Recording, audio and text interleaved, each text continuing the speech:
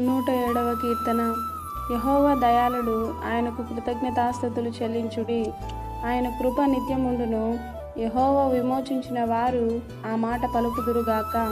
విరోధుల చేతిలో నుండి ఆయన విమోచించిన వారును, తూర్పు నుండి పడమటి నుండి, ఉత్తరము నుండి దక్షిణము నుండి, నానా దేశముల నుండి ఆయన పోగు చేసిన వారును ఆ మాట పలుకుదురుగాక. వారు అరణ్యమందలి ఎడారి త్రోవను తిరుగులాడుచుండిరి. నివాసపురమేమియు వారికి దొరకకపోయెను. ఆకలి దప్పుల చేత వారి ప్రాణము వారిలో సొమ్మసిల్లెను. వారు కష్టకాలమందు యెహోవాకు మొరపెట్టిరి. ఆయన వారి ఆపదల్లో నుండి వారిని విడిపించెను. వారొక నివాసపురము చేరునట్లు చక్కని త్రోవను ఆయన వారిని నడిపించెను.